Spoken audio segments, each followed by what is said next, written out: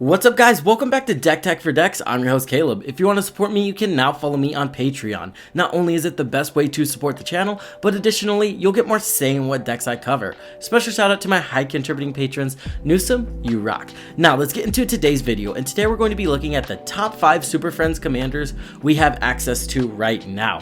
Notably, go down to the comments down below and kind of just say which one you want me to build out of these 5, and we will do a deck tech on it for the channel. Because this video idea came from one of my Discord people calling me out. They're like, hey man, where's the Super Friends decks? And they're kind of right. I've only done one in the past, and it's Vorinclex, which that is kind of a pseudo combo deck, right? All you have to do is get Vorinclex on the battlefield and play one broken Plainswalker, and you kind of do the thing and take over the game from there. So he's going to be our first honorable mention since I have already built the deck.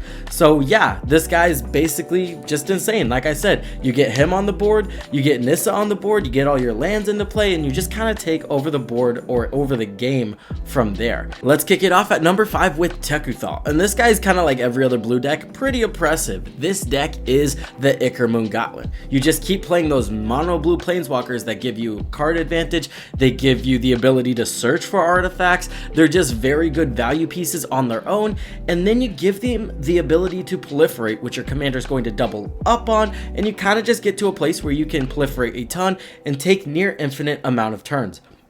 But how do we win from there? It's kind of simple. We just give everybody a poison counter with an instant or sorcery.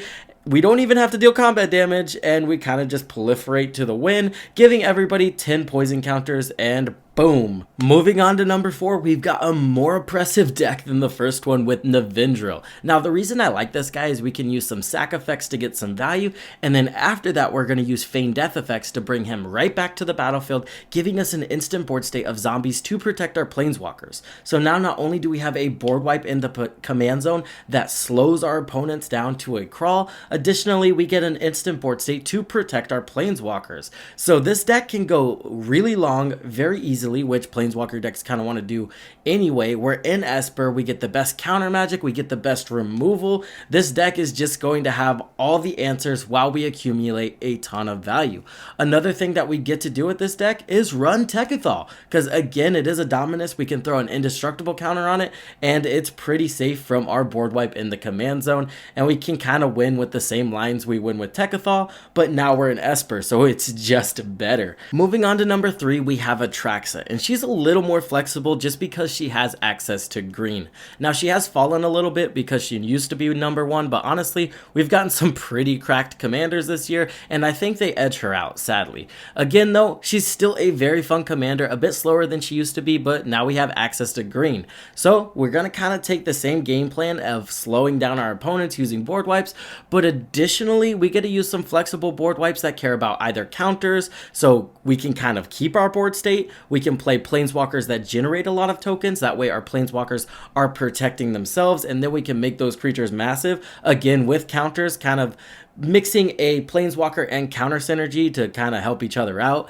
If that doesn't work, we can always just take the nuclear option and just start destroying people's lands. Now, I know that's kind of taboo, but hear me out. If we get a couple Plainswalkers on the battlefield and we start axing lands, we're in the lead, guys. We can take control of the game from there.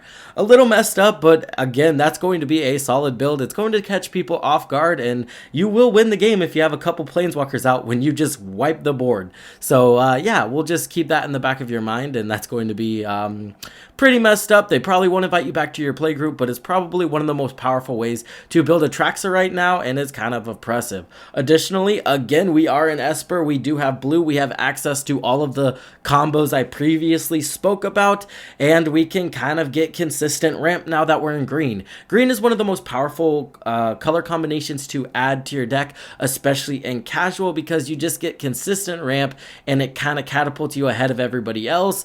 You're playing those Nature's Lures, Farseek's 3 visits, and again, just consistently getting the mana you need to cast your Plainswalkers and your commander, which you will need because not all Plainswalkers are cheap, and like I said, you want to go late game, so having more lands than everybody else in the late game can just make it to where you have a higher chance of winning the game in general. Now, moving on to number 2, we have Commodore Guff, and yes, I think this guy beats out Atraxa because he does everything you want to do in the command zone. You have card advantage, you have ramp, and you have a way to kill all your opponents in the command zone, which is kind of wild. Now, you do get access to all the previous combos, but you also get red now, and red has some explosive mana that we can very easily abuse, not to mention the Chandra's Plainswalker. This guy is kind of a little unique though. He wants you to go wide with your Plainswalkers, so using cards like Jace Cunning Castaway is going to be amazing in this deck. Not to mention he does go infinite. I'll explain that briefly. All you need is a way to generate or activate your Planeswalkers twice using two of these cards right here, Teferi's or again the Chain Veil. We've talked about them previously. But once you can do that, you can actually, using the Ichor Gauntlet, another card that we talked about previously. I know it's a 4-card infinite combo, but all 4 of these cards are good in the deck if you don't have the other. So that's the difference between a good infinite combo and a terrible 4-card infinite combo. If your 4-card infinite combo does nothing without the other pieces, it's trash. If all 4 of the cards are justifiable in the deck without any of the other pieces, then it's good in the deck. So that's why this is justifiable and solid and just happens out of nowhere sometimes. But anyway, you start generating an infinite amount of Jaces this way, because the first Jace you get proliferates, and then you get to proliferate again, giving you enough loyalty to go ahead and make more copies of Jace. So you will end up getting an infinite amount of Jaces, and you can kind of just win the game from there using your commander's ability. Again, kind of busted. Another thing we get is we have red, right? We have this Chandra over here that again can just start killing our opponents, because she also cares about how many Planeswalkers we have on the battlefield. There is some other things we get to use because we do just go super wide with Planeswalkers. We have Spark Shaper, which is kind of cool. It turns all the Planeswalkers into birds, and we can just win that way. So again, you get to run some different tech in this deck, but it's kind of fun, and I think it does end up at number 2 just because of how flexible our commander is. Now, moving on to number 1, this probably will not surprise you if you're familiar with CEDH at all, but it is Sisay. Now, Sisay is kind of taking control of CEDH just because of 2 cards, Aminatu, and you have Nicol Bolas, obviously. So the way this works is they can kind of flicker each other. That does nothing though, right? But they can flicker each other infinitely. Now again, whenever we add stuff like Teferi or we add the Chain Veil, again, 2 legendaries that Sisay can also tutor up, you get the ability to activate their Planeswalker abilities again. So now you get infinite blinks and infinite activations. This does just cause you to take control of the game and combo off from there. So that is kind of what I'm struggling with this deck. Is it casual because of how combo-y it is and how efficient it is? Once you get Sisay to 5 power, you kind of just win the game. So I don't know if it's casual friendly, but hey, if it gets most votes in the comments down below, I will build it. Another thing that this is very flexible at is just generating a ton of value when you're not going infinite. You get to run Dahada as well.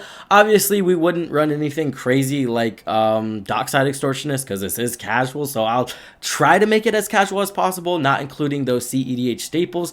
But again, to keep in mind, this will be a very powerful deck, and it does see place, or it does take the number 1 place just because of how flexible she is. She tutors all of the things you need to combo in the deck, and again, it's just a very consistent, powerful deck that's even seeing some CEDH play. That's going to do it for the video, guys. Again, leave in the comments down below which one of these you want me to build, and I will flesh out a deck tech and get it to you sometime next week. Thank you for watching. I would like to thank my patrons, Newsome, Chicken Salad, Excessum. You guys are amazing. You keep the channel going, as well as all my other patrons. Now, if you want to become a patron, the link in the description is down below, and you will get to vote weekly on the weekly deck tech. So again, thank you for watching. I hope this helped you in your deck building endeavors, and I will see you in the next one.